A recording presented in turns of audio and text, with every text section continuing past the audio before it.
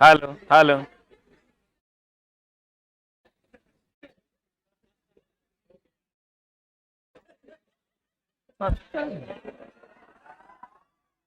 बैठिए।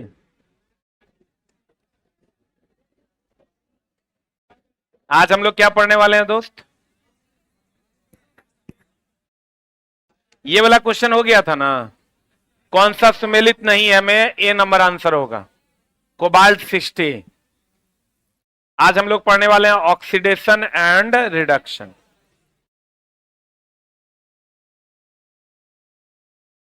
क्या पढ़ने वाले हैं आज हम लोग? Oxidation and reduction. देखो, ऑक्सीकरण क्या कहते हैं दोस्त मेरे? एक होता है ऑक्सीकरण, क्या होता है? और एक होता है दोस्त मेरे अवकरण। एक होता है ऑक्सीकरण और एक क्या होता है? अवकरण। ऑक्सीकरण का ही दूसरा नाम क्या है? उपचयन, अपचायक, अवकारक। ये पता है ना? अवकरण को कहते हैं अपचयन,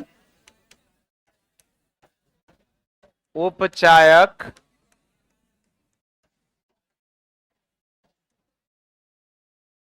ऑक्सीकारक। देखो, इसमें ऑक्सीजन जुड़ता है और इचला हाइड्रोजन हटता है। और अगर इसमें आते हैं तो इसमें ऑक्सीजन क्या होता है? हटता है। और हाइड्रोजन क्या होता है? जुड़ता है। अब ध्यान देना, अगर ये दोनों बातें हो जाए, ये भी हो और ये भी हो, तो इसको हम लोग कहते हैं रेडॉक्स। कौन अभिक्रिया? अगर ये भी हो, यानी ऑक्सीजन जुड़ भी रहा हो, ऑक्सीजन हट भी रहा हो, तो वह अभिक्रिया क्या कहलाएगी? रेडॉक्स। अगर हाइड्रोजन हट भी रहा हो और हाइड्रोजन जुट भी रहा हो, वह अभिक्रिया क्या कहलाएगी? रेडॉक्स। अगर ऑक्सीजन जुड़ रहा हो और हाइड्रोजन जुड़ रहा हो, तब भी इस केस में वह अभिक्रिया क्या कहलाएगी? रेडॉक्स। अगर ऑक्सीजन हाइड्रोजन हट रहा हो और ऑक्सीजन भी हट रहा हो, यह अभिक्रिया क्या कहलाएगी? रेडॉक्स। क्या कहलाएगी? आजकल इसी का ट्रेंड है और यही पूछा जा रहा है। अब ध्यान देना, इसमें इलेक्ट्रॉन का त्याग होता है। बताओ, इलेक्ट्रॉन का त्याग तो प्लस की माइनस? अब जो त्याग करता है उस पर प्लस ना। तो देखो, कल क्वेश्चन मिला था, एनोड की कैथोड, और ये इलेक्ट्रॉन ग्रहण करता है। एनोड की कैथोड, जो ग्रहण करेगा उस पर माइनस चार्ज। आप माइनस बोले तो क्या? कैथोड। इसको लिख लो।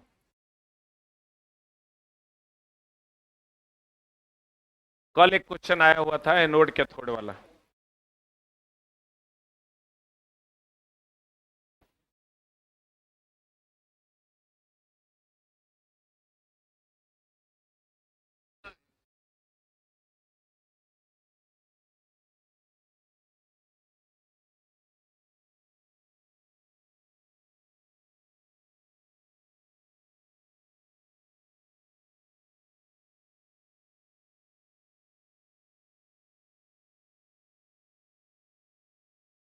और दोनों को मिला के लिख लेना क्या?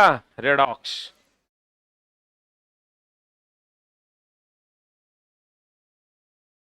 कुछ अच्छे अच्छे प्रश्न इस टॉपिक के हम आपको भी बताने वाले हैं।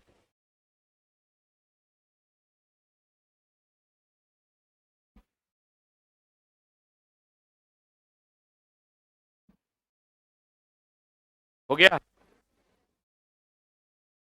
थ्योरी वाला सेक्शन में खाली है, वहां लिखिए। अरे चोट्टा, कैसे लिखा है रे? कितना सुंदर हम सजा के लिखे हैं, तो वैसे नहीं लिखे, कैसे कैसे लिख दिया? क्या लिखा है? किसी की पढ़ाई में मेरा क्या योगदान है?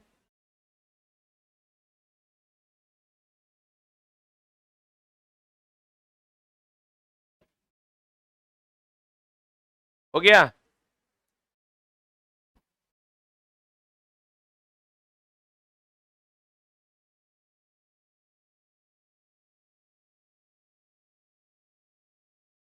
अरे हो गया। ऑक्सीकरण, उपचयन, अपचयक, अवकारक। इसमें ऑक्सीजन जुड़ता है और हाइड्रोजन हटता है। इसमें ऑक्सीजन हटता है और हाइड्रोजन क्या होता है, जुड़ता है। इसमें इलेक्ट्रॉन का त्याग, त्याग होगा तो प्लस की माइनस, एनोड की कैथोड। इसमें इलेक्ट्रॉन का ग्रहण, ग्रहण होगा तो माइनस, माइनस होगा तो क्या होगा, कैथोड। जो इलेक्ट्रॉन का त्याग करेगा उस पर प्लस की माइनस, त्याग मतलब एनोड की कैथोड। क्लियर है। इस पूरे का इंग्लिश जो होता है एक ही होता है, दैट इज ऑक्सीडेशन।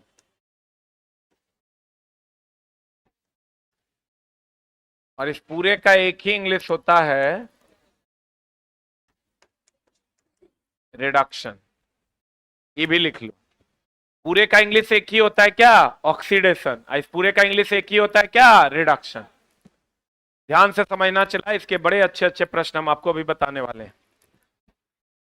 देखो, ऑक्सीकरण, उपचयन, अपचयक, अवकारक। इसमें ऑक्सीजन जुड़ता और हाइड्रोजन हटता। इसमें इलेक्ट्रॉन का क्या होता है, त्याग। त्याग बोले तो प्लस, प्लस बोले तो एनोड। अवकरण, अपचयन, उपचयक, ऑक्सीकरण, ऑक्सीकारक, रिडक्शन होता है। और ऑक्सीजन का हटना, हाइड्रोजन का जुड़ना, इसमें इलेक्ट्रॉन ग्रहण होता है, निगेटिव चार्ज, कैथोड। अब आ जाओ क्वेश्चन की दुनिया में।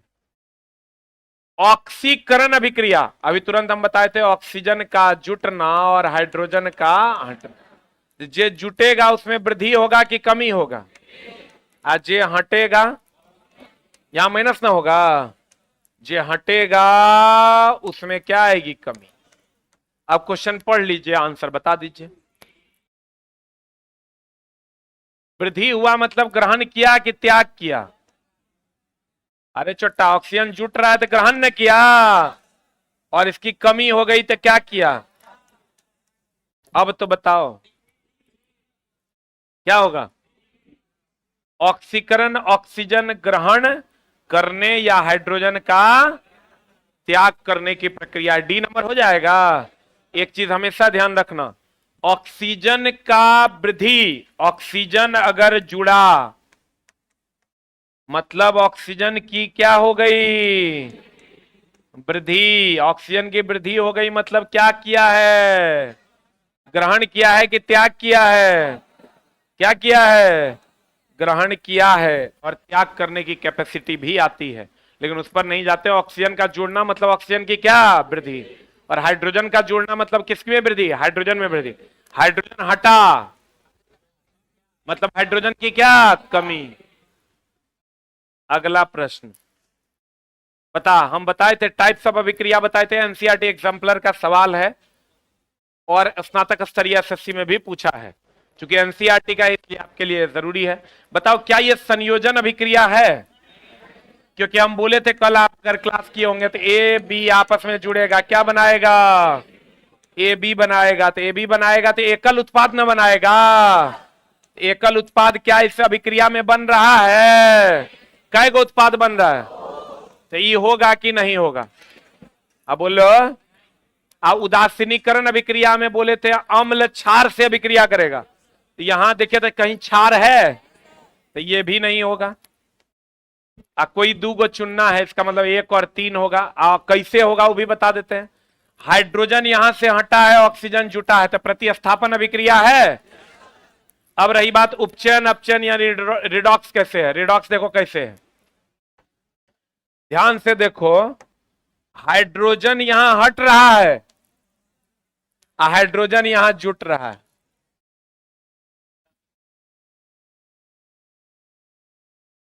क्या हुआ, क्या हुआ, हाथ उठा देता है तुम। इधर आओ, इधर आओ, इधर आओ ना।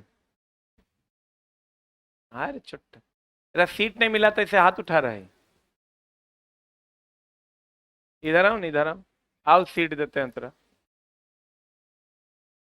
अभी क्लास से तेरा बाहर ही कर देते हैं, लेट आया है। अरे देखो कितना बड़का रंगबाज है ये। आओ नहीं, इधर आओ, बैठो। सीबीएसई बोर्ड से? अरे बाबूजी नौकरी करते हैं। इतना कॉन्फिडेंस कहाँ से लाता है? अभी क्या किया पता है तुम लोग को? इस सबसे लेट अभी ये किया है। अभी क्या कर रहा है?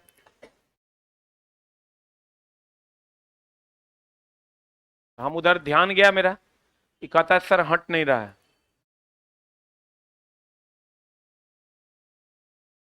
टेबल नहीं दे रहा है। टेबल बैठा होगा, उसके बगल में रखा होगा टेबल, तुमको देगा नहीं। तो तुम लेट क्यों आया है? काहेल है? बैठो। रंग बताओ यार, बहुत मार पड़ जाएगी। देखो, ध्यान से देखना। चला, पढ़ाने का वो फ्लो होता है। देखता है बैट्समैन सबको बैटिंग कर रहा होता है तो एकदम स्क्रीन को एडजस्ट कर लेता है, ताकि जरा सा भी जरा सा कंसंट्रेशन लॉस होगा ना। दिमाग में होता क्या है, अगर आप पढ़ा रहे हैं तो आपको अगला क्या बोलना है उसको डिसाइड करना होता है, तभी ना हम बोलेंगे। तो अगला डिसाइड कब कर पाएंगे? जब हम इस पे कंसंट्रेट रह पाएंगे। नहीं तो अगला बार डिसाइड होगा नहीं तो ऑर्डर मेंटेन नहीं हो पाएगा। खैर छोड़िए, जाने दीजिए। यहां से आप देखिए क्या बता रहे थे। हाँ, अगर हाइड्रोजन हट रहा है और हाइड्रोजन जुड़ भी रहा है, इसका मतलब यह हुआ कि ये रेडॉक्स है। ऑक्सीजन जुड़ भी रहा है और ऑक्सीजन हट भी रहा है, तब भी ये रिडॉक्स है। और अगर ऑक्सीजन जुड़ रहा है और हाइड्रोजन भी जुड़ रहा है, तब भी ये रिडॉक्स है। और अगर हाइड्रोजन हट रहा है और ऑक्सीजन जुड़ रहा है, तब भी ये क्या है? रिडॉक्स। अब बढ़िया से देखो कि प्रतिस्थापन अभिक्रिया, इसमें कोई डाउट है? संयोजन क्यों नहीं है, ये क्लियर है। उदासीनीकरण क्यों नहीं है? क्योंकि अम्ल क्षार है नहीं। एक क्यों बच गया? रिडॉक्स कैसे है? तो देखो यहां से हाइड्रोजन एकरा से हट रहा है कि जुट रहा है? एकरा में हाइड्रोजन ओ में एच जुटा है, तब न चला H2O बना है। तो बता ये रिडॉक्स है या नहीं है? आंसर बता क्या होगा? C4 cat. अगला, अब इसको देखो फिर से बढ़िया से। यहां से देखो ऑक्सीजन हट रहा है कि जुट रहा है? यहां से देखो ऑक्सीजन जुट रहा है। ऑक्सीजन अगर हटे भी जुड़े भी, तो ऐसी अभिक्रिया को कौन अभिक्रिया कहते हैं? रेडॉक्स। आंसर बता क्या होगा? 3 नंबर हो जाएगा आंसर। क्योंकि देख, हाँ,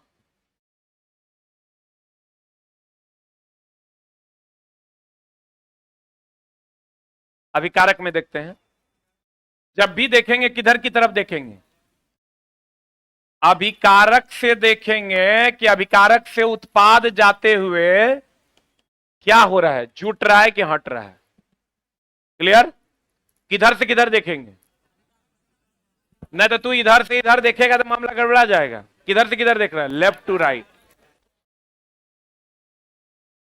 कहता है जब आयरन भाप से अभिक्रिया करता है, दे देता है चला Fe3O4 प्लस हाइड्रोजन। और अगर आयरन ऑक्सीजन से अभिक्रिया करेगा जल की उपस्थिति में, तभी दे देगा Fe2O3। ये दोस्त मेरे भाप है। एक मिनट रुक जा, ये जो है ये जंग है। एक मिनट रुक न रे, गड़बड़ हो जाएगा। ऑप्शन में Fe2O3 भी देता है, ऑप्शन में Fe3O4 भी देता है, दोनों साथ में भी देता है। ठीक ना? तो आपको ही ध्यान रखना है कि आयरन जब भाप से अभिक्रिया करेगा तो क्या देगा? Fe3O4। चला सबसे फंसा हुआ क्वेश्चन में से एक है। और आयरन जब ऑक्सीजन से अभिक्रिया करेगा जल की उपस्थिति में, तब क्या देगा? Fe2O3। लीक। अटपट नहीं करना।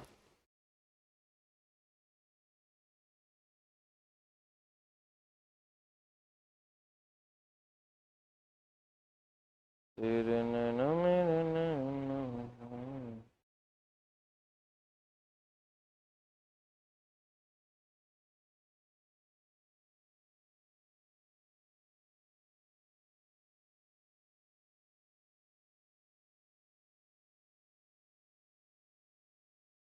हो गया। अब चलते हैं, the name of the chapter is solution. हम चला एकदम कुछ चुनिंदा प्रश्नों को ही लेके आए हैं। बादल देख रहे हो? बादल, बादल नहीं देख रहा? कुहासा देख रहा है? पक्का देख रहा है? बताओ, बादल और कुहासा जो है, हम हमेशा बच्चों को, इस चीज में बच्चा कंफ्यूज मत होना, इस रूम में आदमी है कि आदमी में रूम है? हाँ, बड़ा में छोटा होता है, गिलास में पानी होता है कि पानी में गिलास? तो बादल, कुहासा, बूंद, इस सब दोस्त मेरे गैस में क्या है? गैस में क्या है? द्रव। एक मिनट होल्ड ऑन। वहीं अगर धुआं की बात करोगे तो धुआं गैस में छोटे छोटे कण होते हैं ठोस के, राख के। यहां ठोस का मतलब क्या है? राख है। Right it down. हाँ, कुहासा का ही दूसरा रूप है।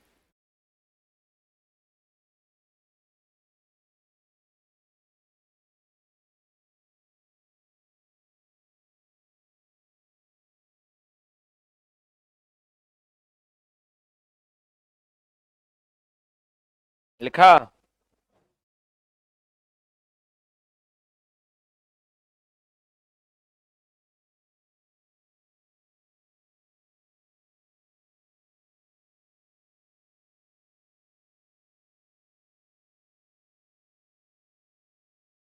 अरे लिखे। बादल, कुहासा, धुंध, गैस में क्या है? द्रव। और धुआं गैस में क्या है? ठोस। गैस में क्या है? ठोस। क्लियर है? उसके बाद एक चीज और ध्यान रखिएगा दोस्त मेरे, हम जो कहते हैं विलियन, जैसे हम लोग कहते हैं शरबत, क्या कहते हैं? शरबत जो होता है ये चीनी, अब प्लस क्या होता है? पानी। इसको जो शरबत है इसको हम लोग विलियन या घोल कहते हैं, और चीनी को हम लोग विलेय, और पानी को हम लोग विलायक कहते हैं। बोलो हाँ। रुक जा। पानी में चीनी की चीनी में पानी? आप चला किसी चीज को जानते हैं उससे मतलब नहीं है, आप कितना एक्यूरेसी के साथ जानते हैं इससे मतलब है। तब आप क्वेश्चन 100% कंफर्म बना पाइएगा, ना तो ए के बदले होगा बी। विलेय की मात्रा कम होगी और विलायक की मात्रा ज्यादा होगी। हम हमेशा बताते हैं विलेय का स्पेलिंग छोटा है, चीनी कम मात्रा में होगा, तो विलेय जो है वो कम मात्रा में होगा। विलायक का स्पेलिंग बड़ा है, यह अधिक मात्रा में होगा। कौन अधिक मात्रा में होगा? विलायक अधिक मात्रा में होगा। बहुत बढ़िया बात। अब मामला क्या है, प्रतिशत सांद्रता का एक सवाल आता है और बड़ा संभल के बनाने का है। द्रव्यमान प्रतिशत या प्रतिशत सांद्रता का एक सवाल आता है, प्रतिशत सांद्रता द्रव्यमान का। इसका फॉर्मूला है विलेय बटा विलियन गुना 100, या विलेय बटा विलियन को हम विलेय प्लस विलायक लिख सकते हैं, बटा विलेय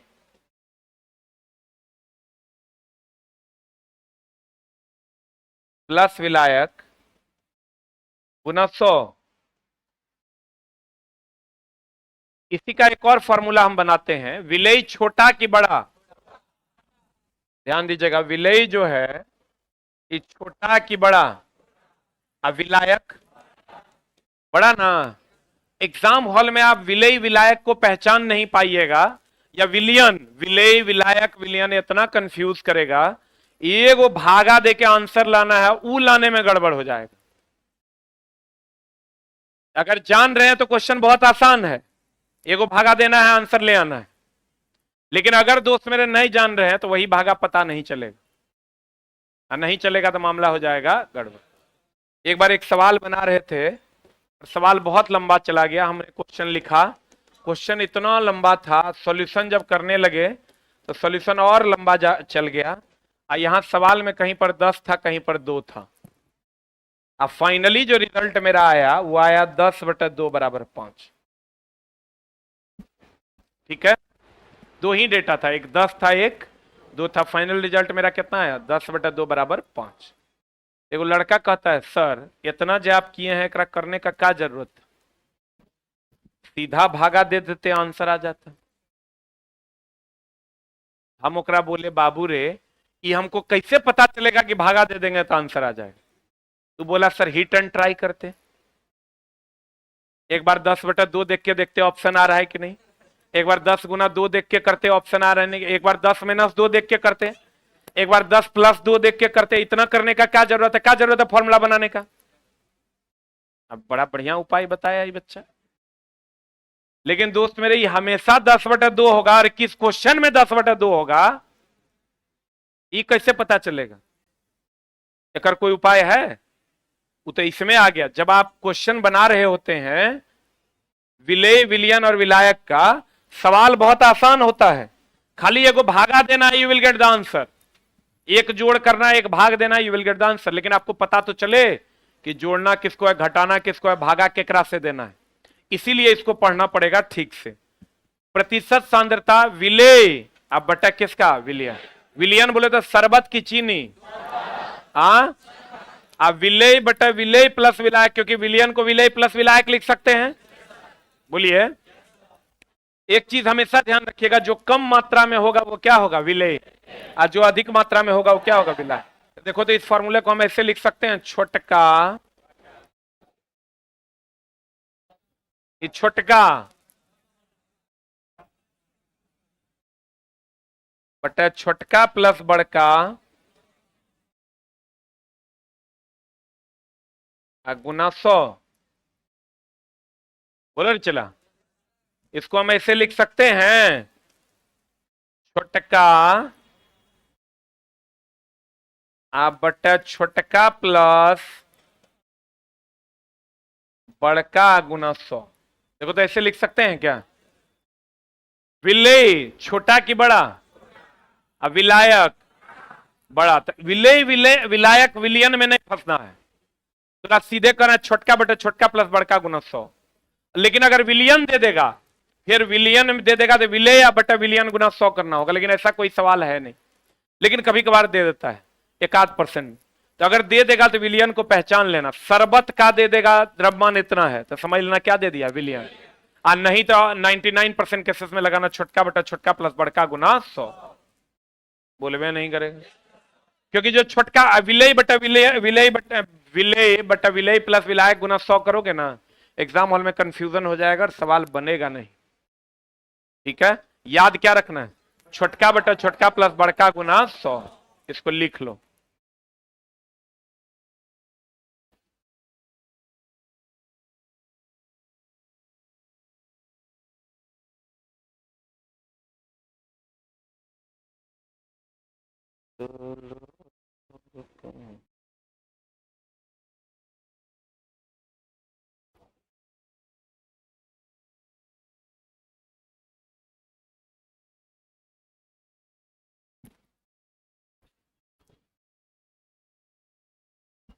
हो गया,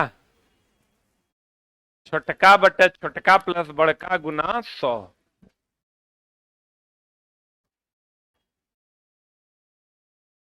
एकदम चला कम ही चीज सिखाएंगे, लेकिन थोड़ा सिखा देंगे, ज्यादा नहीं पढ़ाएंगे, कम पढ़ाएंगे लेकिन थोड़ा सिखा देंगे। हो गया।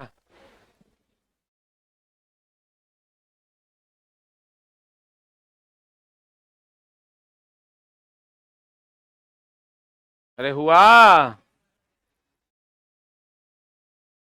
अब क्या याद रखना है, छोटका बटा छोटका प्लस बड़का गुना एक्स। लेकिन एगो सावधानी ध्यान में रखना है कि विलियन तो कहीं नहीं दे दिया, तब विलय बटा विलियन गुना 100, क्योंकि छोटका प्लस बड़का को विलियन लिख सकते हैं। अरे छोटका प्लस बड़का को विलियन लिख सकते हैं। आज जो छोटा वैल्यू होगा विलय होगा कि विलायक होगा। बहुत बढ़िया बात, पढ़े। अब देखो बादल, बता क्या होगा। बादल धूल है रे, जलवाष्प के कण है, हवा की बारिश की, हवा में बारिश की बूंदे हैं, हवा में तैरती पानी की छोटी छोटी बूंद। हवा में पानी की बूंद है कि पानी में हवा है? हवा में पानी। कभी कभी क्वेश्चन पूछता है बादल किस ऊर्जा को किस ऊर्जा में बदलता है? गतिज को स्थितिज के स्थितिज को गतिज। दोस्त मेरे बादल में हाइट है तो उसमें स्थितिज ऊर्जा है, और उसके कारण जब टकराता है तो गतिज ऊर्जा में बदलता है, तब बारिश होता है। तो कभी कभार क्वेश्चन पूछते हैं कि बारिश में क्या होता है, तो कहिएगा, याद रखिएगा, क्वेश्चन बनता नहीं है बच्चा से। स्थितिज ऊर्जा को किसमें बदल देता है? गतिज ऊर्जा में।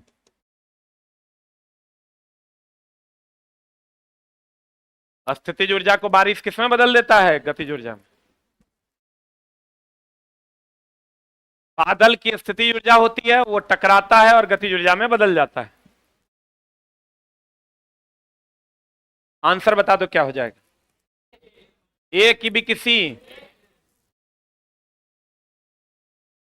बताओ उस विकल्प का चयन कीजिए जो सही ढंग से यह इंगित करता है कि निम्नलिखित में से कौन सा कथन सत्य है जब मैग्नीशियम धातु के एक टुकड़े को कॉपर सल्फेट के विलयन में रखा जाता है। बता क्या होगा। मैग्नीशियम धातु के एक टुकड़े को कॉपर सल्फेट के विलयन में रखा जाएगा, ये बना देगा MgSO4, आप प्लस क्या बना देगा? कॉपर। बोलो हाँ। अब देखो लिख लिया जल्दी।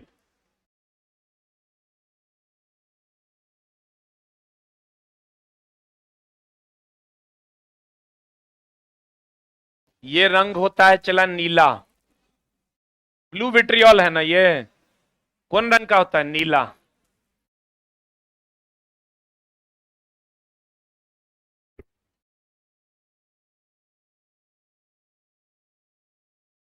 और ये जो होता है ये आप कह सकते हैं भूरा, लगभग भूरा रंग का होता है, मटमैला कलर का।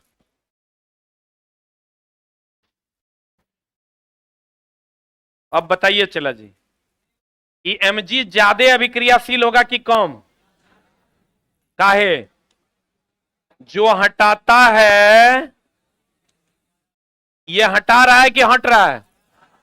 यहां से कॉपर को हटा ना रहा है, तो जो हटाएगा वो अधिक अभिक्रियाशील, और जो हटेगा वो कम अभिक्रियाशील।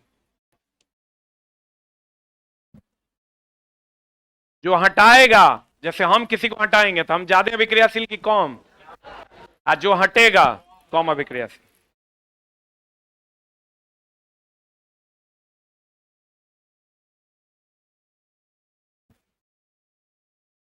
हो गया। अब बता चला, मैग्नीशियम कॉपर सल्फेट के विलयन से कॉपर को विस्थापित कर देगा। कर दिया, देखो ना, कॉपर को यहां से हटा दिया। सत्य वचन, कॉपर सल्फेट का विलयन नीला रंग का फीका पड़ जाता है, सही है। मैग्नीशियम के टुकड़े पर कॉपर धातु का लाल भूरा निक्षेप बन जाता है, सही है। आंसर बता क्या होगा। 1 2 3, क्या होगा answer? B4 ball is the right answer. अब देख लो, हम अभी बताए थे आपको, इस पर ढेरी सवाल पूछा जाता है। इतना ग्राम पानी है, विलायक है कि विलयन है? ज्यादा मात्रा में पानी होता है विलायक। इतना ग्राम चीनी है तो क्या है? विलय ना। विलयन के प्रतिशत सांद्रता ज्ञात करें, प्रतिशत सांद्रता निकालेंगे। इतना कुछ करना नहीं है, छोटका बटा छोटका प्लस बड़का गुना 100, कितना परसेंट आंसर? अन्ना है तो फिर वही विलयन, विलय बटा विलय प्लस विलायक गुना 100। सीधा सीधा करना, उतना झोल झाल नहीं करना। छोटका बटा छोटका प्लस बड़का गुना 100, छोटका बटा छोटका प्लस बड़का गुना 100। अगला गैसियस लॉ, नाम तो सुना ही होगा, सुने हैं? What is gaseous law? Gaseous law के बारे में एकदम जो हम आपको इंफॉर्मेशन अभी दे रहे हैं, इससे ज्यादा आपको पढ़ना नहीं है, लेकिन ध्यान से समझना पड़ेगा।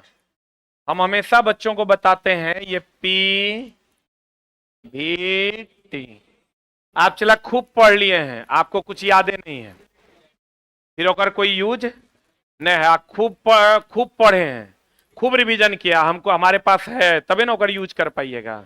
तीरंदाज आप बहुत बढ़िया हैं, तीर आपके पास है ये नहीं है, आपको हम ढेला दे देते हैं, मामला गड़बड़ा नहीं जाएगा।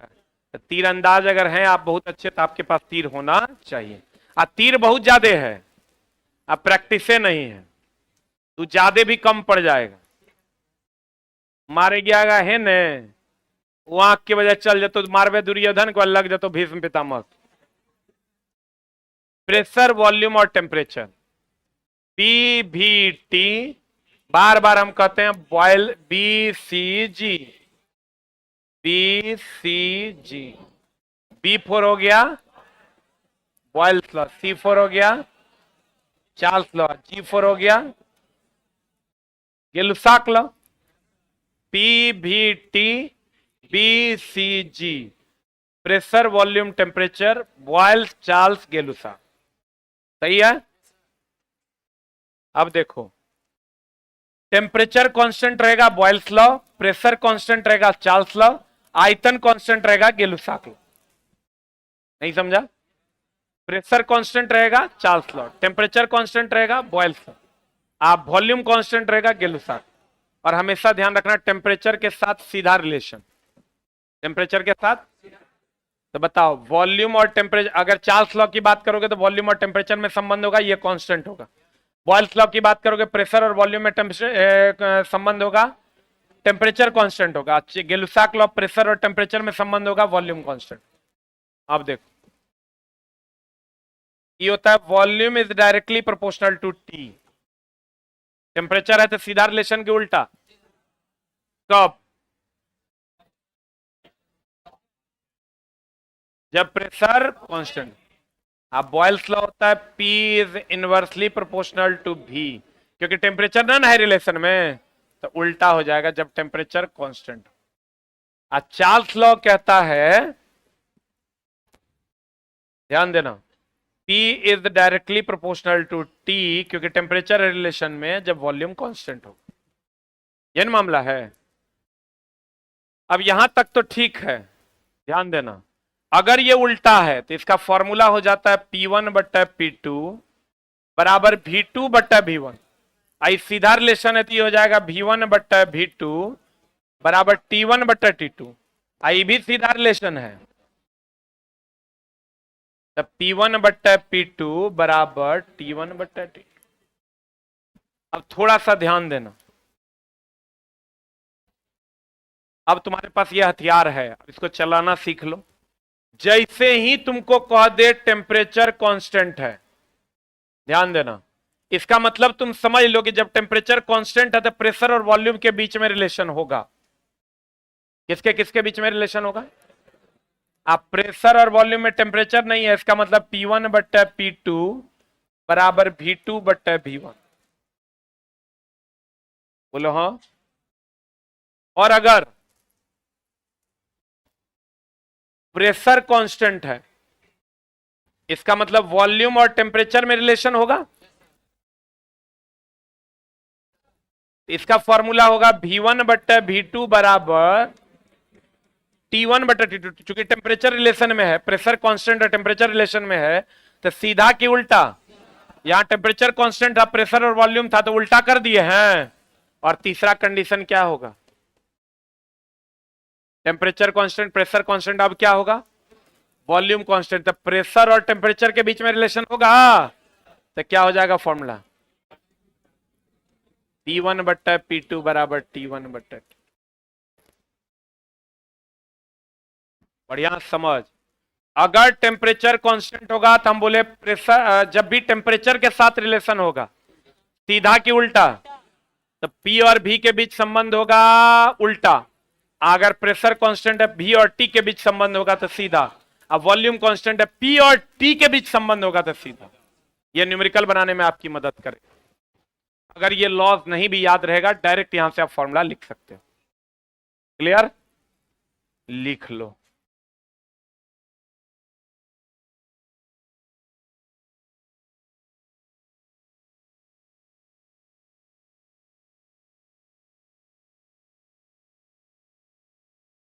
तेरे नैनो सावन।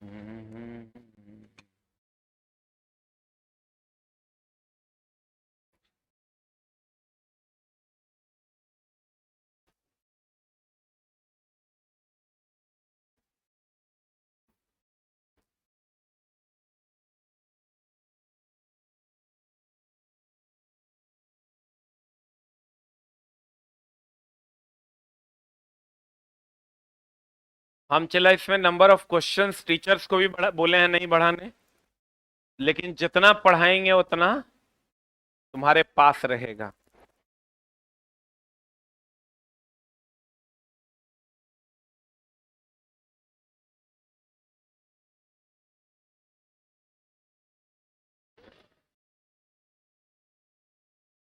पढ़ें?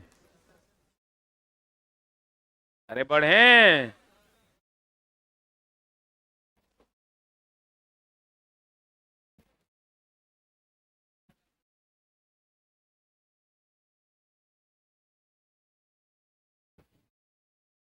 अरे बढ़ें।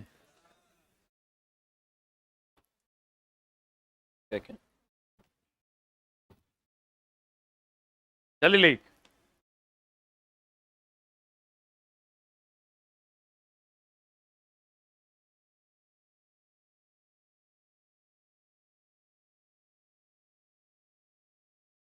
अच्छा बताओ चला, डॉल्टन का नियम सुने हो? डॉल्टन का नियम किसके लिए है? आंशिक दाब का नियम। कौन नियम दोस्त मेरे? आंशिक दाब का नियम किसने दिया था?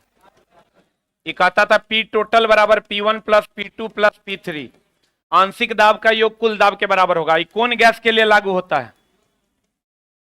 CO प्लस H2 गैस के लिए लागू है। रुक रुक रुक रुक रुक रुक रुक रुकने रे। एक बात बताओ, अगर ये कोई गैस है, इस पर P1 बल यहां से, P1 दाब इधर से, P2 इधर से, P3 इधर से देंगे या P4 इधर से देंगे, तो कुल दाब जो होगा वो आंशिक दाब के योग के बराबर होगा? बोले वह नहीं करेगा। इसी को कहते हैं आंशिक दाब का नियम, जो किस पर लागू होता है? CO plus H2 gas. जल्दी लिख।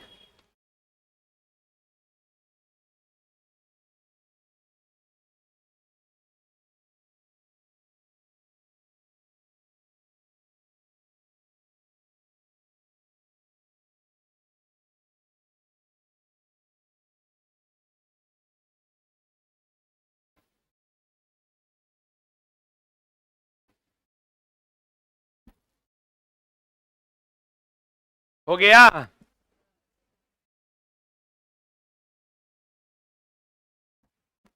लिख लिए?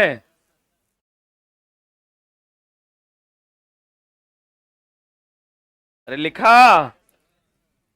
बताओ चला, कोई भी गैस जो एक जगह से दूसरे जगह जाएगा, घनत्व में अंतर के कारण, अगर मेरे पेट का घनत्व ज्यादा है गैस का और बाहर कम है, तो बाहर अंदर से बाहर जाएगा कि बाहर से अंदर?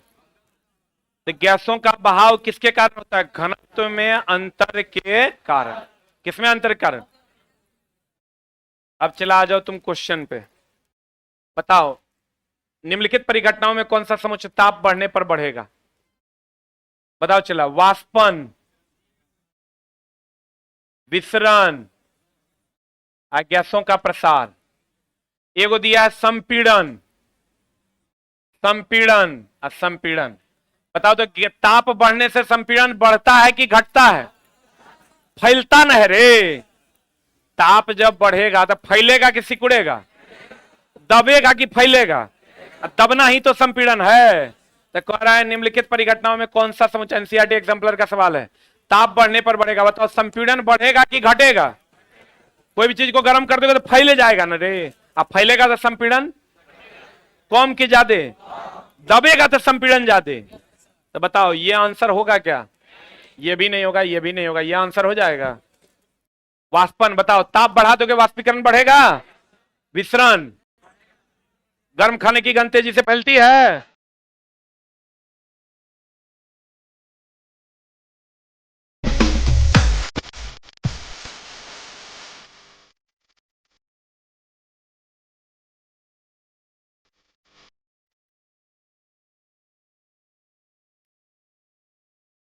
Thank you very much.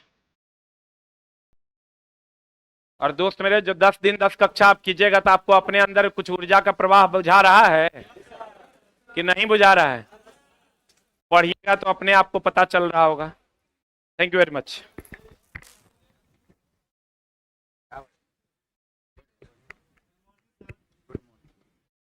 बैठ जाइए। गुड मॉर्निंग सबको। लगाओ। 10 दिन 10 कक्षा 11 दिन हो जाएगा। नहीं, 11 दिन हो गया जी, 9वां दिन है, 2 दिन और चलेगा।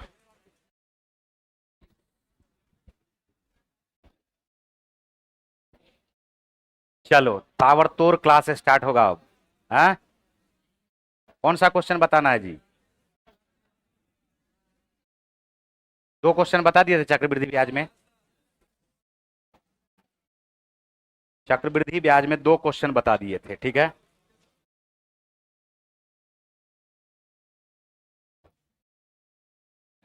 ये बता दिए थे ना। तीसरा ब्याज,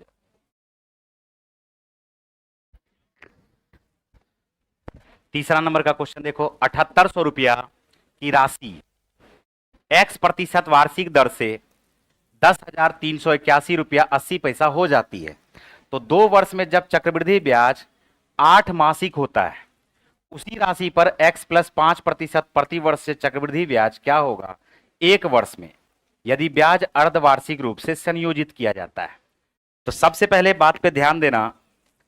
पहला जो है 7800 रुपया, यह 10,381 रुपया 80 पैसा हो जाती है, ठीक है। रेट ऑफ इंटरेस्ट हमारे पास दिया हुआ है x%, टाइम क्या दिया हुआ है 2 वर्ष। लेकिन खास बात क्या है कि ये जो संयोजित होती है ब्याज, यह 8 महीने का, किस पे? 8 महीने पे। तो बताओ कि अगर टाइम हमारे पास 2 वर्ष है तो 2 वर्ष को क्या 24 महीना बोलेंगे क्या?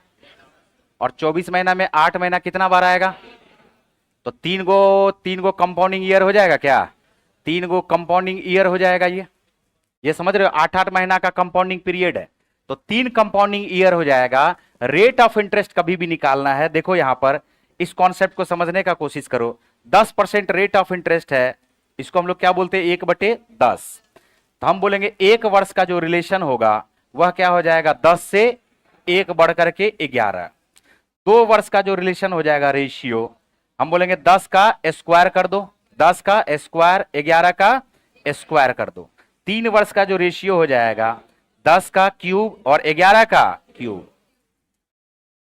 तो टाइम जब निकालना होगा तो पावर देखेंगे, टाइम जब निकालना होगा तो क्या देखेंगे? और जब वर्ष, जब हमें रेट ऑफ इंटरेस्ट निकालना होगा, मान के चलो कि ये रेट ऑफ इंटरेस्ट हमें नहीं दिया हुआ है और डायरेक्ट हमसे क्वेश्चन में ये बोल दिया है कि 3 वर्ष में 10 का क्यूब से 11 का क्यूब हो जाता है, बताइए रेट ऑफ इंटरेस्ट क्या होगा? तो रेट ऑफ इंटरेस्ट निकालने के लिए हमें 1 वर्ष का रेशियो निकालना चाहिए। अरे बोलो, रेट ऑफ इंटरेस्ट निकालने के लिए कितना वर्ष का रेशियो निकालना चाहिए? और जब हम बार बार गुना होकर के 3 बार गुना होकर के 10 के क्यूब पे आए हैं, तो पीछे जाने के लिए 10 का क्यूब का क्या क्यूब रूट निकाल देंगे क्या? 10 के क्यूब का क्यूब रूट और 11 के क्यूब का क्यूब रूट। जब निकाल दोगे तो आएगा 10 रेशियो 11। इसका मतलब है कि 10 से 11 हो गया और एक अगर बढ़ गया है 10 में, तो 1/10 को कितना परसेंट बोलेंगे? 10%। क्या बोलेंगे क्या? तो ये जो रेट ऑफ इंटरेस्ट है वो कितना वर्ष का रिलेशन होता है? 1 वर्ष का। कितना वर्ष का? तो यहां पर क्वेश्चन जो हमारे पास है कह रहा है क्या कि 7800 रुपये की राशि 2 वर्ष में, कितने वर्ष में? 2 वर्ष में 10,381 रुपया 80 पैसा हो जाती है। लेकिन 8-8 महीने का कंपाउंडिंग पीरियड है, तो 2 वर्ष का मतलब हुआ 24 महीना। 24 महीना में 8 महीना कितना बार आएगा? 3 बार। तो ये असल में 3 कंपाउंडिंग ईयर का रेशियो दिया हुआ। तो हम एक कंपाउंडिंग ईयर का रेशियो निकालेंगे जो 8 महीना होता है, और एक कंपाउंडिंग ईयर का रेशियो निकालने के लिए क्यूब रूट निकाल देंगे। क्या करेंगे? इसका क्यूब रूट निकालेंगे। तो यहां पर हम लिखेंगे 3, 7800 इसके अंदर जाएगा, 10,381.8 है। एक दशमलव को यहां से हटा दो तो ये 0 आ जाएगा। अब देखो इसका निकालना आसान है, बात पे समझना ध्यान से। क्यूब रूट निकालना बिल्कुल आसान है, ये 1000 देख करके ही पता चल जाएगा।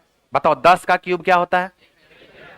10 का क्यूब 20 का, 20 का 30 का। तो बताओ 78,000 को 27 काटेगा क्या?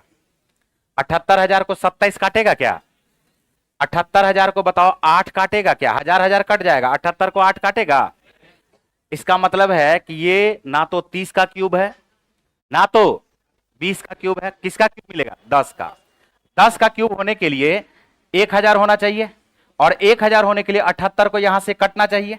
इसका मतलब है कि दोनों में से 78 कट जाएगा। 13 से काटोगे या तो 6 से काट दो, 13 छाके 78, 6 से काट दो पहले। 6 से काटोगे 6 इकाई 6, 6 सत्ते 42, 6 तिया 18 और 0 6 तिया 18। 0 6 तिया क्या आ गया है? 18। फिर 13 से काट दो, 13 का कोई काम नहीं है यहां पे। 13 से काटोगे 13 इकाई 13, बच गया 4, 13 तिया 39, बच गया 4, 13 तिया 39, 13 इकाई 13। तो 1000 का क्यूब रूट क्या आएगा? 10। और 1331 का क्यूब रूट क्या आएगा? क्या ये दिख रहा है क्या? एक कंपाउंडिंग ईयर, एक कंपाउंडिंग ईयर का मतलब हुआ 8 महीना। तो 8 महीना का जो ब्याज है वह हमारे पास क्या दिया हुआ है? 10%। देख करके बोल सकते हो क्या? 10 से 11 हुआ तो 8 महीने का ब्याज कितना हुआ? लेकिन रेट ऑफ इंटरेस्ट का मतलब होता है 100 रुपया पर 1 वर्ष में मिलने वाले ब्याज को ब्याज की दर कहते हैं। तो असल रेट ऑफ इंटरेस्ट तो ये नहीं हुआ, ये तो 8 महीना के लिए ना है जी। तो हम बोलेंगे असल में 8 महीना के लिए 10% है, तो बता दो कि 12 महीने के लिए कितना परसेंट होगा? 8 का 1.5 गुना है 12, तो 10 का 1.5 गुना कर दोगे तो क्या आएगा? तो असल रेट ऑफ इंटरेस्ट 12 महीने के लिए होता है, यही हमारा x% है। यही हमारा क्या है? x% है। अब यहां से क्वेश्चन में बोला है अब उसी राशि पर x प्लस 5% के दर से 1 वर्ष का चक्रवृद्धि ब्याज क्या होगा यदि ब्याज अर्धवार्षिक रूप से संयोजित हो रहा है। तो रेट ऑफ इंटरेस्ट निकल गया 15%। क्वेश्चन का दूसरा पार्ट होता है शुरू। तो रेट ऑफ इंटरेस्ट बोला है अगर x में 5 को जोड़ दे, 15 में 5 को जोड़ोगे तो रेट ऑफ इंटरेस्ट क्या आएगा? 20% बोला आएगा। लेकिन ये अब हाफ ईयर के लिए अगर इसका कंपाउंडिंग पीरियड होगा तो बताओ कितना परसेंट हो जाएगा? और 1 वर्ष में कितना हाफ ईयर होता है? जल्दी बोलो। 2 हाफ ईयर। कितना हाफ ईयर? तो हम बोलेंगे 2 हाफ ईयर के लिए 10% के दर से effective rate of compound interest 10 plus 10 मिलकर के 20, और 10 का 10% 1। 10% का लिख लो, याद रखो। 2 वर्ष के लिए 21%, 3 वर्ष के लिए 33.1%, 4 वर्ष के लिए 46.41%। तो यहां पर effective rate of compound interest आ जाएगा 21%, और यही हमें निकालना। मूलधन तो हमारा वही है 7800, मूलधन हमारा वही है 7800, और इस 7800 का हम 21% निकालेंगे। परसेंट से दोनों जीरो कट जाएगा। अब एक दूसरे को आपस में गुना कर दो, यूनिट डिजिट से भी बन सकता है। 8 इकाई 8। एकमात्र ऑप्शन हमारे पास क्या दिया हुआ बताओ? 1638 रुपया।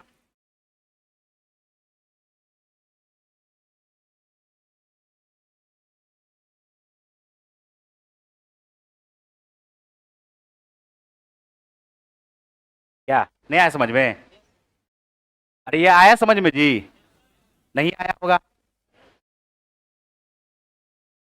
ठीक है, उतारो फिर से बता देते हैं। 30 बार पढ़ लिया कंपाउंड इंटरेस्ट तुम, तब भी तुमको नहीं आ रहा समझ में, बताओ।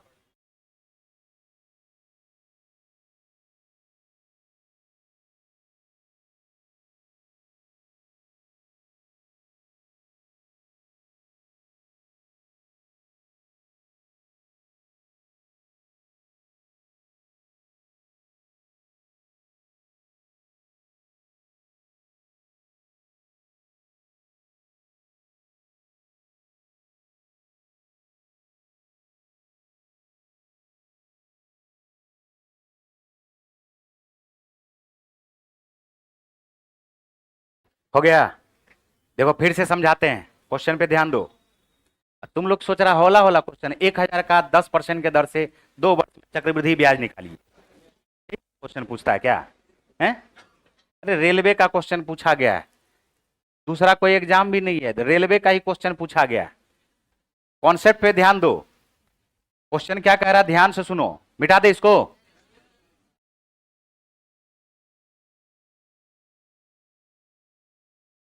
फिर समझा देते हैं, देखो यहां पर 7800 रुपया की धनराशि है, 10,381 रुपया 80 पैसा हो जाती है।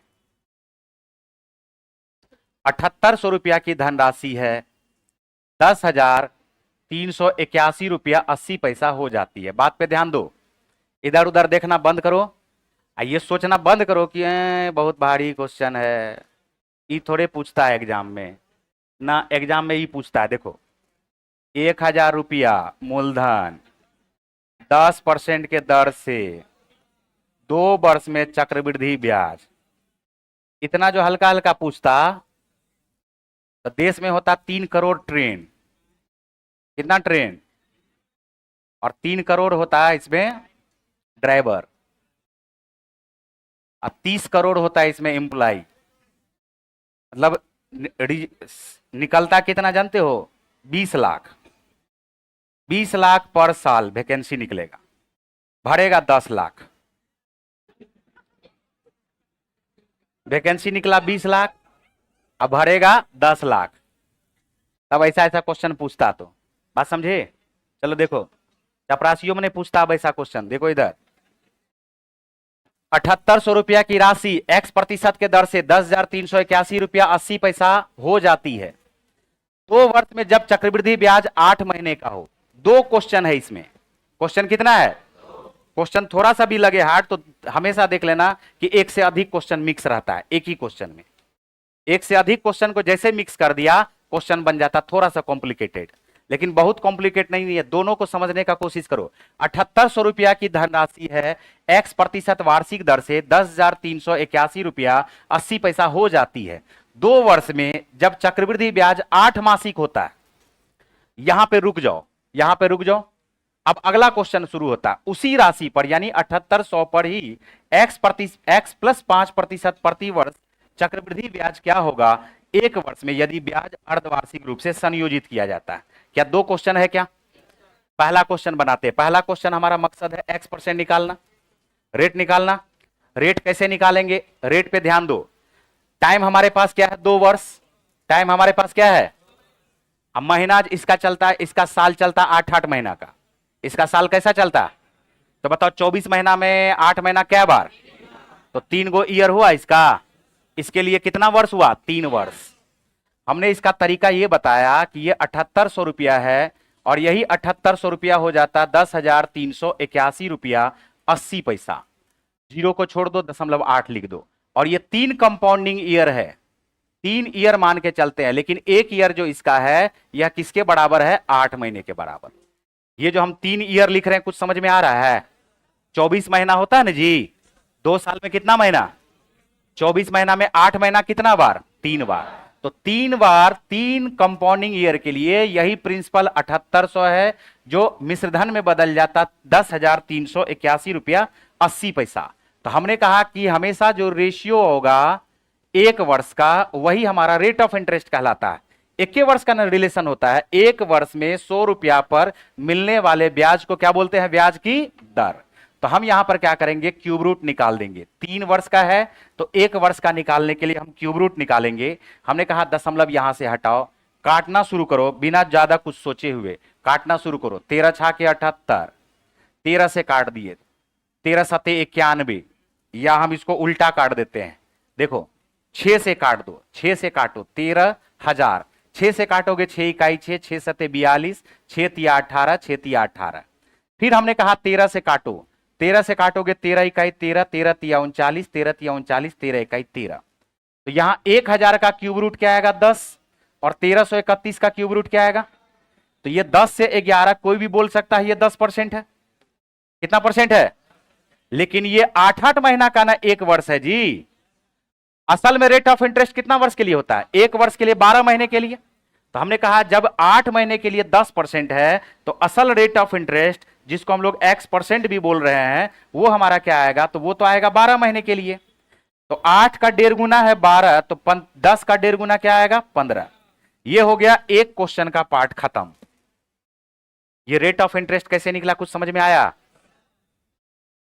अरे बोलो कि अब भी नहीं आया? अब भी नहीं आया तो समझ लो कि पटरी से 1 किलोमीटर दूर चल रहा है तुम। पटरी पे पहुंचने में अभी लंबा टाइम है, अब दौड़ने में बहुत लंबा टाइम। देखो यहां x + 5 बोला है, नया रेट ऑफ इंटरेस्ट जो है वो 5% जोड़ दो, 15 में 5 जोड़ दोगे क्या आएगा? अब सिंपल क्वेश्चन बोला है, हम सब लिख देते हैं। प्रिंसिपल क्या है 7800, प्रिंसिपल तो 7800 ना है जी। टाइम बोला है, ये बोला है हाफ ईयर के लिए, तो हाफ ईयर के लिए, आधे वर्ष के लिए क्या 10% लगेगा क्या? और टाइम है 1 वर्ष। टाइम कितना वर्ष है? अगर 1 वर्ष है तो 1 वर्ष में कितना हाफ ईयर आएगा?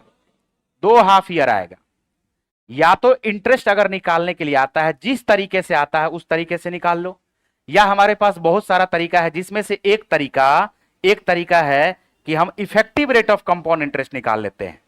Effective rate of compound interest 10% का 2 वर्ष में 21% आता है, और यही 21% हम किसका निकाल लेंगे? 7800 का। हमने कहा डबल जीरो से प्रतिशत कट जाएगा, 8 को 1 से गुना करोगे 8 आएगा, उत्तर क्या आएगा? बी। क्या अब भी आया समझ में? चलो उतार लिए थे, बढ़े आगे। देखो चौथा, पहले दूसरे तीसरे वर्ष के लिए, पहले दूसरे तीसरे वर्ष के लिए क्रमशः 4%, 5%, 6% प्रति वर्ष के दर से वार्षिक रूप से संयोजित 25,000 रुपये की राशि पर चक्रवृद्धि ब्याज क्या होगा? क्या पूछा? चक्रवृद्धि ब्याज। तो या तो यहां पर हम effective rate of compound interest निकालेंगे, या ट्री मेथड का इस्तेमाल करेंगे। इसका इस्तेमाल करेंगे। सबसे पहले तो कंपाउंड इंटरेस्ट पहले कहीं ना कहीं तुम पढ़ के आओ, तब ये समझ में आएगा। सिंपल सा बात है। अब साफे नहीं पढ़ के आएगा, कंपाउंड इंटरेस्ट का मतलब ही नहीं, चक्रवृद्धि होता क्या है, कहीं चक्र तो नहीं, तीर तो नहीं है, तो उस सब आदमी को नहीं आएगा समझ में, समझे? यहां पर क्या लिखोगे? 25,000। क्या लिखोगे? 25,000 का ब्याज। तो 25, देखो ट्री मेथड का इस्तेमाल करके हम सिखाते हैं यहां पर, ध्यान से सुनो, ध्यान से सुनना। हमने कहा 25,000 का 4% कितना आएगा? 1,000। 25,000 का 5% कितना आएगा? 1250। 25,000 का 6% कितना आएगा? 1500। ये अभी हम क्या लिखे बताओ? Simple interest. क्या लिखे हैं? पहले वर्ष में 25,000 का 4%, 25 चौका 100 पर 1 जीरो, 25,000 का 5%, 25 पंचे 125 पर 1 जीरो, 25 छाके 150 पर 1 जीरो।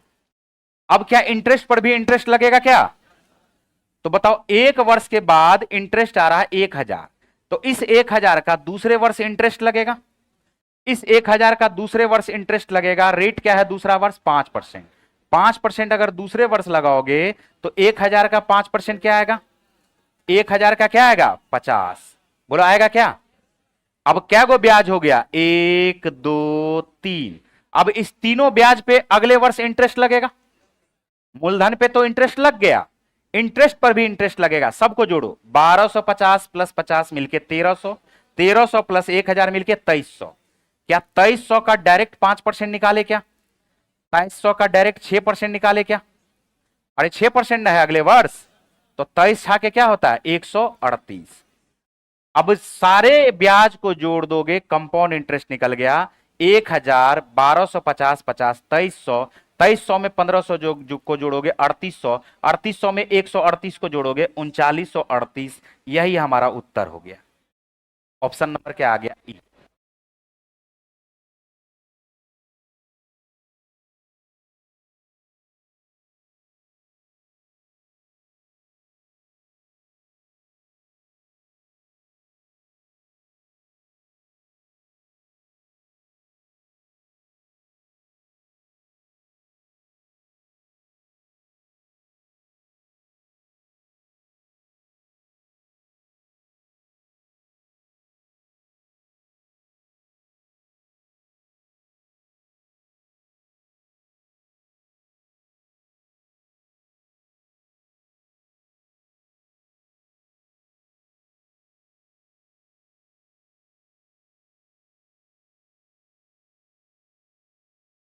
पहले वर्ष 25,000 का 4% 1,000, 5% 1,250, 6% 1,500। अब इंटरेस्ट पर भी इंटरेस्ट लगेगा। अब 5% 50, टोटल इंटरेस्ट जोड़ दोगे तो ये आ गया 2,300। 2,300 का तीसरे वर्ष इंटरेस्ट लगेगा 6%, 23 गुना 6 138। अब सारे ब्याज को जोड़ दो, ऊपर वाले को और जितना एक्स्ट्रा ब्याज आया है इस सब को जोड़ दो। ये ऊपर वाला सिंपल इंटरेस्ट कहलाता है, नीचे वाला और ऊपर वाले को जोड़ दोगे कंपाउंड इंटरेस्ट। कंपाउंड इंटरेस्ट में से सिंपल इंटरेस्ट को घटा दोगे तो ये इसका अंतर कहलाएगा। अगर अंतर पूछता तो हम इसी दोनों को जोड़ के आंसर लिख देते। चलो अगला प्रश्न देखो, 5वां नंबर। 5वां नंबर का प्रश्न देखो। एक निश्चित धनराशि 40% वार्षिक चक्रवृद्धि ब्याज की दर पर 2 वर्ष के लिए निवेशित की जाती है। उस पर ब्याज की गणना वार्षिक चक्रवृद्धि आधार पर की गई थी। यदि ब्याज की गणना अर्धवार्षिक चक्रवृद्धि आधार पर की गई होती तो 2 वर्ष के बाद परिपक्वता पर देय धनराशि 4,544 रुपया अधिक होती। निवेश की गई धनराशि कितनी थी? दो तरह का ये ब्याज दे रहा, एक दे रहा 40% और ईयर 2 वर्ष के लिए। कितने वर्ष के लिए? 2 वर्ष के लिए। ये रेट ऑफ इंटरेस्ट है, ये टाइम है, और रेट ऑफ इंटरेस्ट इसका 40% ही है, टाइम भी इसका 2 वर्ष है। लेकिन दोनों में अंतर क्या है कि एक दे रहा है वार्षिक आधार पर और दूसरा दे रहा है अर्धवार्षिक आधार पर। दूसरा क्या दे रहा है? तो यहां पर अर्धवार्षिक आधार पर देगा 2 वर्ष में, तो क्या 2 वर्ष में ये 4 अर्धवार्षिक हो जाएगा? क्या बताओ? और 40% अगर लिखा हुआ है तो क्या ये 20% हो जाएगा? क्या बताओ? अर्धवार्षिक रूप से आधा हो जाएगा, लेकिन इसमें कोई छेड़छाड़ करेंगे क्या? ये वार्षिक रूप से है। या तो हम इसका effective rate of compound interest निकाल ले, या तो हम इसका effective rate of compound interest निकाल लेंगे। तो हम बोलेंगे पहले वर्ष में 40%, दूसरे वर्ष में 40%, 40 प्लस 40 अब प्लस 40 का 40%, प्लस 40 का 40%, बताओ कितना परसेंट आएगा? 96% आएगा क्या? लेकिन इतना अगर लिख रहे हैं तब भी समझ लो पटरी पे नहीं है, डायरेक्ट लिखना था 96। 40 दूनी 80, 40 गुना 40 बटे 100 16, जोड़ के लिखना है 96। 20% के दर से, 20% के दर से, बात पे ध्यान देना, जहां पे नहीं पता है तो वहां पे बगल में लिख लो। 2 वर्ष में 20% के दर से, अगर 2 वर्ष में 20% रहेगा तो effective rate of compound interest होगा 44%। क्या होगा? 44%। 3 वर्ष जहां रहेगा तो 20% का effective rate of compound interest हो जाएगा 72.8%। कितना परसेंट हो जाएगा? 72.8%।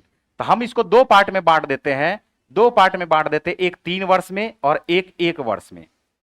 3 वर्ष तक हमें पता है कि यह 72.8% होगा और अगले वर्ष 20% लगेगा। अब इसमें भी हम लोग क्या लगा देंगे? सक्सेसिव लगा देंगे।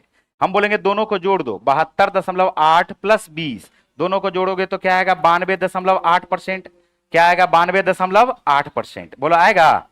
प्लस इस दोनों को आपस में गुना करके 100 से डिवाइड करेंगे, तो इस दोनों को आपस में गुना करोगे, देखो 0 से 0 कट गया, 728 का डबल हो जाएगा 1456, और 1456 बटे 100 करोगे तो क्या 14.56 आएगा? क्या? दोनों को जोड़ दो, दोनों को यहां पर जोड़ दोगे तो 92 प्लस 14, दोनों को जोड़ने पर ये हमारे पास 106 आ जाएगा। 80 में 56 को जोड़ोगे तो 107.36% आएगा। अब इसी दोनों का जो अंतर है वो हमारे पास दिया हुआ 7411.36%, और यही हमारे पास जो दिया हुआ है, यह दिया हुआ है 4544 के। तो हमसे क्वेश्चन पूछा जा रहा, बताइए 100% क्या होगा? हम यहां से दशमलव को हटाएंगे, 11 चौका 44, 36 चौका 144, 4 बार में काटेंगे। कितना बार में कट गया? 400 बार। तो 1% बराबर 400 के, तो 100% बराबर होगा 400 गुना 400। उत्तर आ गया है 40,000, ऑप्शन नंबर डी।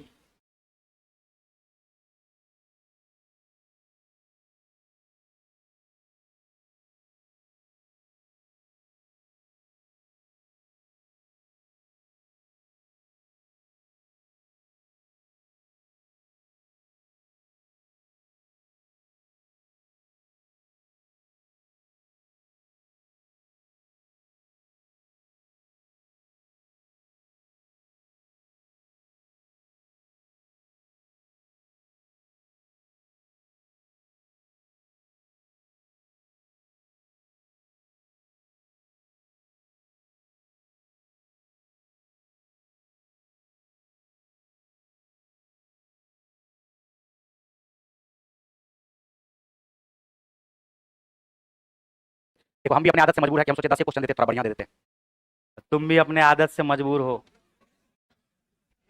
हैं? ये आदत है। नहीं आ? क्या इसका क्या मतलब होता है? एक बार और बता दें, उंगली ज्यादा नहीं करना है। देखो इधर 5 नंबर का क्वेश्चन देखो, फिर से सुनो। हमने कहा कि रेट ऑफ इंटरेस्ट क्या है? 40%। कितना वर्ष है? 2 वर्ष। एक बार वार्षिक ब्याज और दूसरे बार अर्धवार्षिक ब्याज। तो जब वार्षिक ब्याज से अर्धवार्षिक ब्याज दिया जाता है तो 4544 रुपया ज्यादा आता है। धनराशि ज्ञात करना है। 40% की दर से 2 वर्ष, 40 40 80 और प्लस 40 का 40%, कितना परसेंट होगा? इसको डायरेक्ट लिखना है। रेट ऑफ इंटरेस्ट 40% दिया है, 12.5 16.3% देता है तो हालत खराब हो जाता है। 40% का आधा क्या होगा?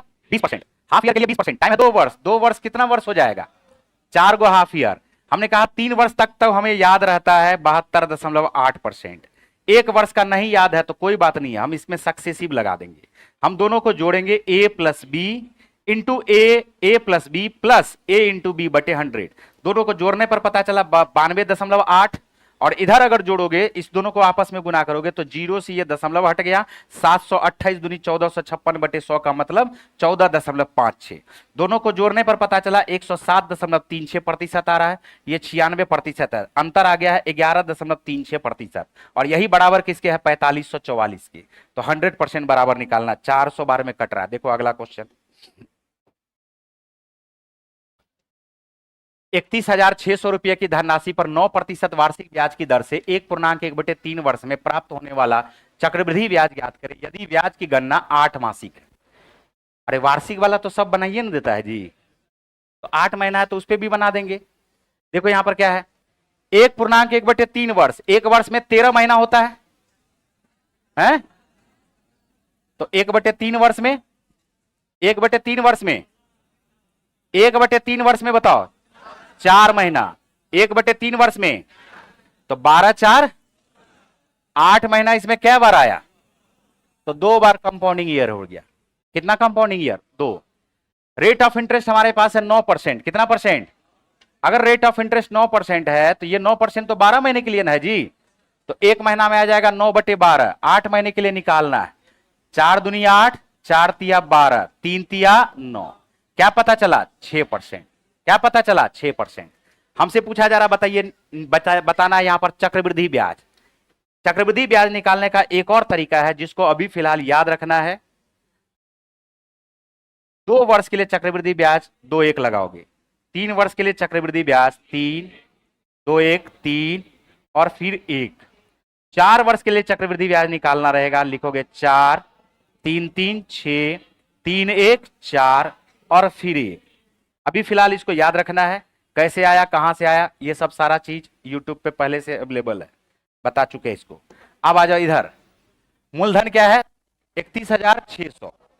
तो 31,600 का कितना परसेंट निकालोगे? 6%। क्या 316 का 6 गुना निकालना पड़ेगा क्या?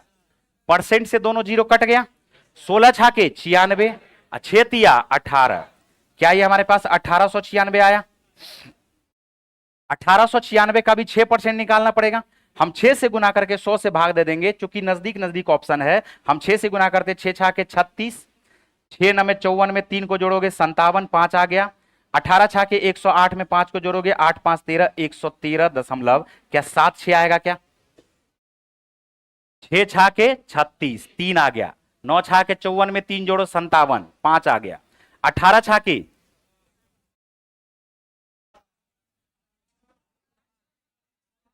18 छाके भी समझ में नहीं आ रहा। 18 छाके 108, 5 जोड़ दिए तो क्या आ गया 113। कैसे कर रहा तुम लोग तैयारी भाई, बताओ जोड़ दो इसको। 18 दूनी 36, 96 दूनी 92, 18 दूनी 36, 137, जोड़ दो 113.76। 3 2 5, 9 1 10, 7 1 8, 9 1 10 1 11, ये हमारे पास आ जाएगा 7 1 8 1 9। क्या ये हमारे पास 3906 आ जाएगा क्या, बताओ 3906 रुपया। अरे 20 तक का पहाड़ा याद करना होता है, समझे, 5 तक का पहाड़ा नहीं। 5 अठे 18 अठे, आवाज आवाज में कितना धीमापन आ गया, गौर किए। चलो लिखे,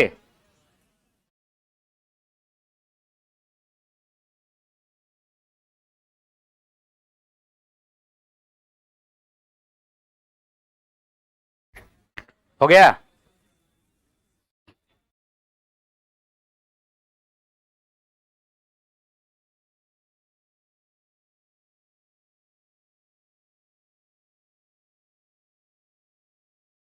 इसमें कोई दिक्कत है तो बोलो। चलो 7वां, अभी तो क्वेश्चन ही देख करके लग रहा होगा कि क्या पूछ दिया ही ना। देखो क्वेश्चन बहुत सारा ऐसा है जिसको ऑब्जर्व करके ही आंसर दिया जा सकता है। 1.5 वर्ष में 10% प्रति वर्ष के साधारण ब्याज पर कुछ राशि उधार दी गई। स्नेहा ने समान राशि को समान अवधि के लिए चक्रवृद्धि ब्याज अर्धवार्षिक रूप से संयोजित समान दर पर उधार लिया। यदि स्नेहा ने कुमुद से 61 रुपया अधिक भुगतान किया तो उसमें से प्रत्येक ने कितना पैसा लिया था, 8,000।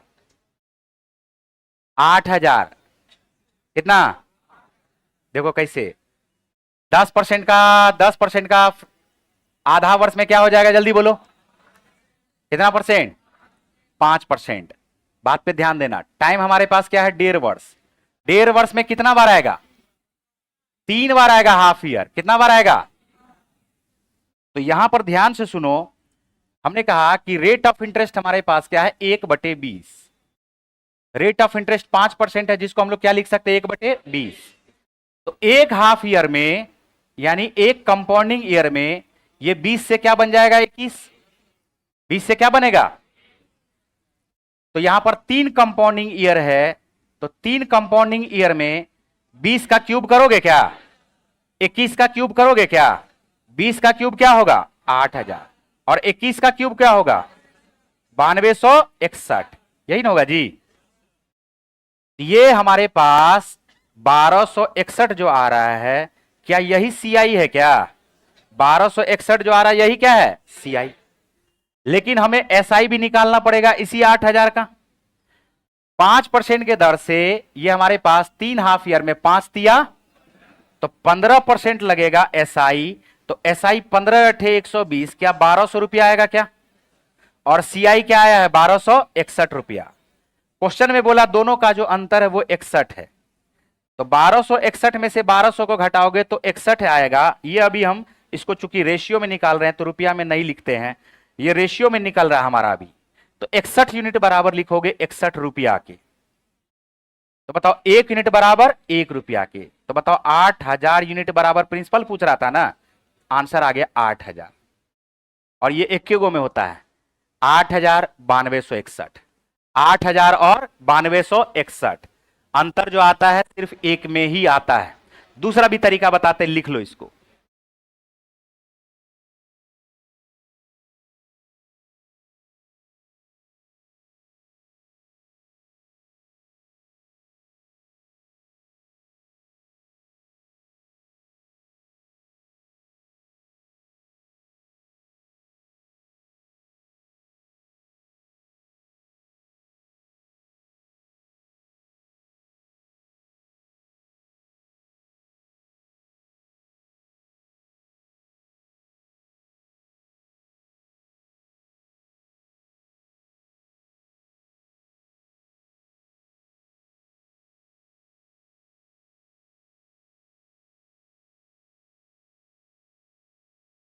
दूसरा तरीका हम बता रहे हैं, लिख लिए।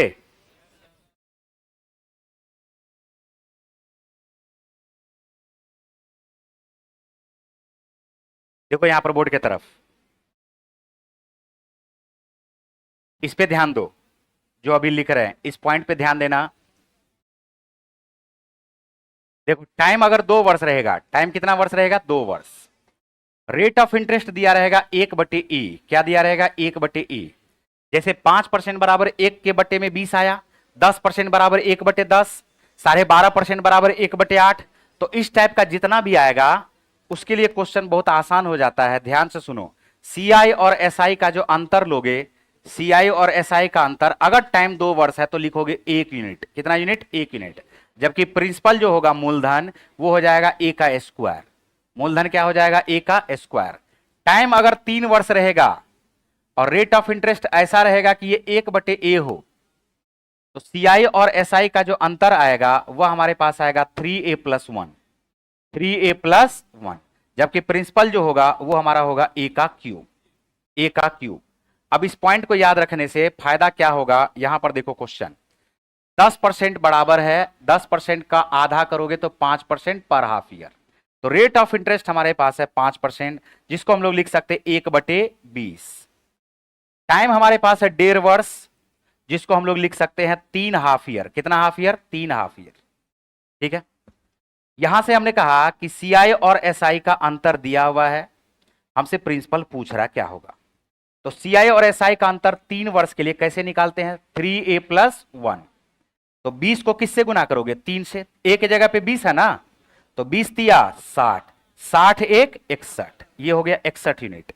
और प्रिंसिपल हो जाएगा 20 का क्यूब, 20 का क्यूब। तो प्रिंसिपल 20 का क्यूब आएगा तो क्या लिखोगे, 8000।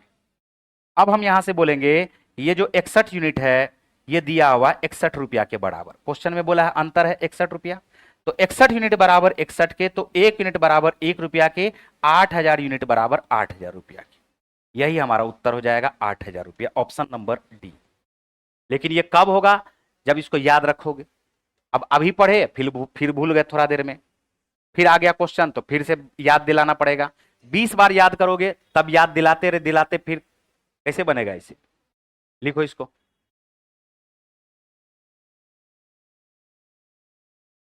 अगले फेज में जो है बिल्कुल आसान आसान क्वेश्चन देंगे तुम लोग को, समझे।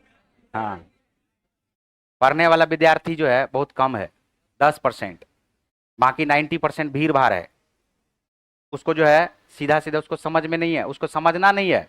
उसको जब समझ में नहीं आया तो अगले को समझाना है, क्या फालतू, समझे। इस टाइप का स्टूडेंट जो है, कुछ एग्जामिनर तुम्हारे हिसाब से क्वेश्चन सेट करेगा। ये बार बार बताया, ये क्वेश्चन एग्जाम का नहीं होता है तो लाते हैं, कल क्वेश्चन जहां से हम लाए हैं ना वही क्वेश्चन हम तुमको दिखाते हैं। ठीक है, जिस शिफ्ट का क्वेश्चन है वही दिखाते हैं। क्या, कौन सी का, ब्रह्मास्त्र का।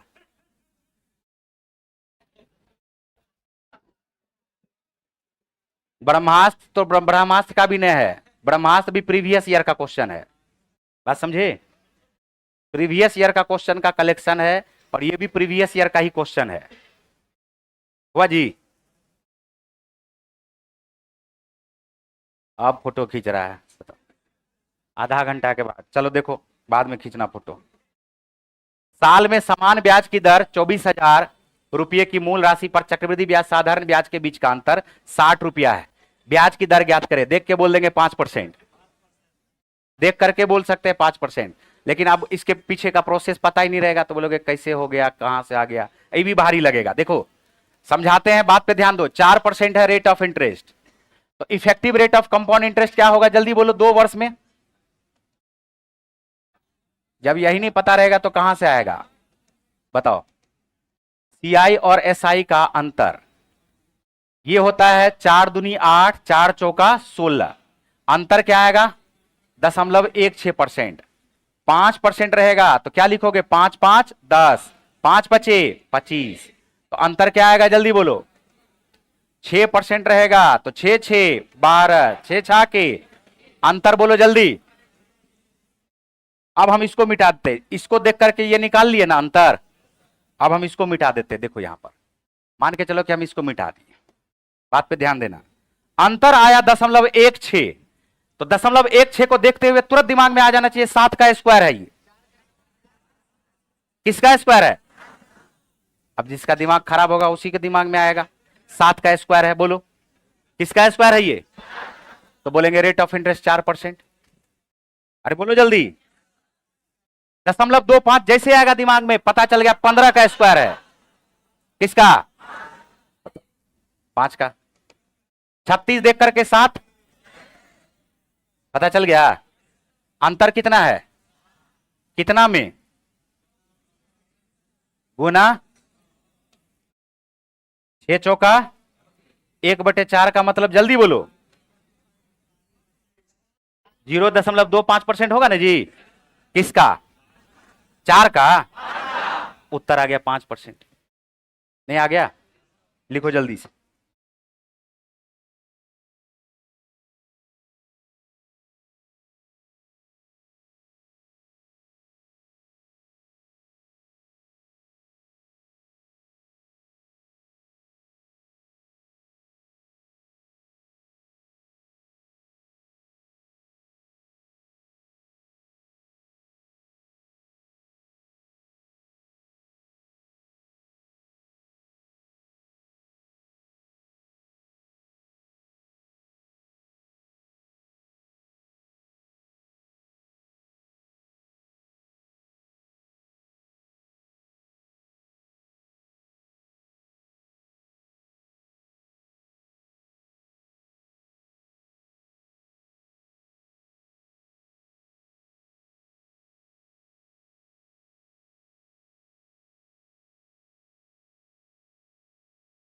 चले आगे।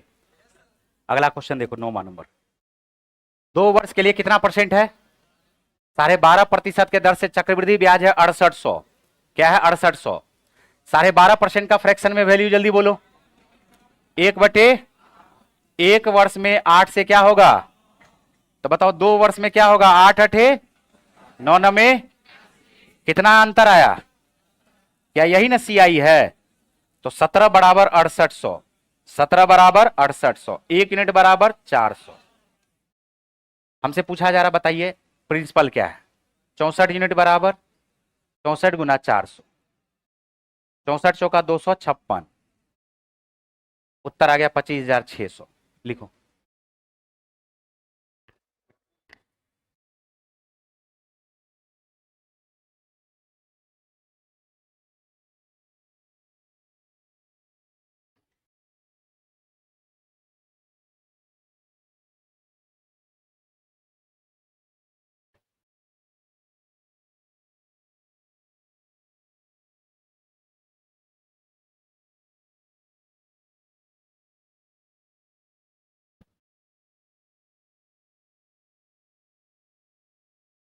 चलिए आगे। 1100 रुपया की राशि ऋण के रूप में ली गई है। यदि इसका भुगतान 2 समान वार्षिक किस्तों में किया जाना है, यदि ब्याज की दर 20% वार्षिक है और ब्याज की गणना वार्षिक चक्रवृद्धि आधार पर की जाती है, तो प्रत्येक किस्त की राशि ज्ञात करें। देखो किस्त का जो राशि है तरीका हम यहां पर बता देते हैं। रेट ऑफ इंटरेस्ट क्या है? 20%। रेट ऑफ इंटरेस्ट क्या है? 20%। 20% का फ्रैक्शन में वैल्यू, अगर 1 वर्ष में 5 रुपया उधार लेगा तो लौटाना कितना पड़ेगा? 6। 2 वर्ष में 25 रुपया उधार लेगा, 5 का स्क्वायर 25, 6 का स्क्वायर 36। लौटाना कितना पड़ेगा? 36। क्वेश्चन में बोला किस्त की राशि समान है, ये 6 और 36 को बराबर कर दो। 6 और 36 को बराबर करने के लिए 6 में किससे गुना करेंगे? 6 से। तो इधर भी किससे गुना करोगे? 6 से। यहां पर जो समझा रहे इसको याद रखना। ये जो है 36 36 ये प्रत्येक किस्त को रिप्रेजेंट करेगा। ये जो 36 है, ये जो 36 है, ये किसको रिप्रेजेंट करेगा? किस्त को। और इस दोनों को जोड़ दोगे ये मूलधन को रिप्रेजेंट करेगा। 6 पंचे 30, 30 25 मिलकर के 55। ये किसको रिप्रेजेंट करेगा? मूलधन को। 36 दूनी क्या हो रहा है? 72। 55 से जो 72 जा रहा है, 55 का रुपया का चीज ये 72 रुपया दे दिया, तो इसको हम लोग ब्याज बोलेंगे। क्या बोलेंगे? ब्याज। ब्याज बोलेंगे। 55 और 72 का जो अंतर आ जाएगा वो क्या आ जाएगा? 17। क्या आ जाएगा? 17। कौन क्या है पहले पहचान लो। हमने कहा 20% का फ्रैक्शन में वैल्यू 1/5। 5 से 1 बढ़ेगा 6 1 वर्ष में। 25 से 36। हमने कहा कि क्वेश्चन में कहा जा रहा है किस्त की राशि समान है, तो समान रखने के लिए हम लोग रेशियो को बैलेंस करते हैं। ये 36 है, ये 6 है। 6 में हम किससे गुना करें कि 36 हो जाए? तो इधर भी 6 से गुना करना पड़ेगा, रेशियो का रूल कहता है। तो हमने कहा कि ये जो 36 36 है, ये असल में क्या है? किस्त की राशि है, प्रत्येक किस्त की राशि है, ठीक है। और 6 पंचे 30 अब प्लस 25, इस दोनों को जोड़ोगे तो ये मूलधन की राशि हो जाएगी। ये 72 रुपया लौटा रहा है, दोनों का जो अंतर होगा ब्याज की राशि हो जाएगी। क्वेश्चन में हमसे जो कहा जा रहा है प्रत्येक किस्त की राशि ज्ञात करना है, तो ज्ञात नहीं भी करेंगे तो उत्तर आ जाएगा 720। अब तो नहीं समझे? प्रत्येक किस्त की राशि कितनी? 36 से कटने वाला कौन सा? 720। या नहीं तो कुल ब्याज, कुल मूलधन हमारे पास क्या है? देखो 55, 55 बराबर 1100, 55 बराबर, तो 1 बराबर 55 दूनी 110, क्या 20 होगा क्या? और जैसे 20 हो गया तो प्रत्येक किस्त की राशि क्या आ जाएगी? 36 गुना 20, 36 दूनी 72, 720। ये आंसर आ जाएगा 720। और जिन चपड़गंजुओं को लग रहा है, कुछ लोग जो है कमेंट कर रहा है सर आपको सब यादें है, समझे, जिनको लग रहा है कि भाई ये तुम पहली बार हमको देख रहे हो, तो जाओ प्लेलिस्ट में, महामैराथन में कंपाउंड इंटरेस्ट हम पूरा पढ़ाए हुए हैं, चैप्टर बहुत सारा पढ़ाए हुए हैं, लेकिन उसमें कंपाउंड इंटरेस्ट जाकर के एक बार 1 आध घंटा के लिए देख लो, ठीक है। बाकी तुमको समझ में आ जाएगा कि कौन कितना पानी में है। बात समझ में आ रहा है? देख लोगे सब कुछ समझ में आ जाएगा, किस्त किसको कहते हैं, सारा विस्तार से समझाए। बाकी कल जो है 2 चैप्टर हम लोग कंप्लीट करेंगे। कितना चैप्टर? डेटा इंटरप्रिटेशन 10 मिनट का चीज है, उसमें कुछ है नहीं। अब बाकी उसके बाद कौन सा चैप्टर है?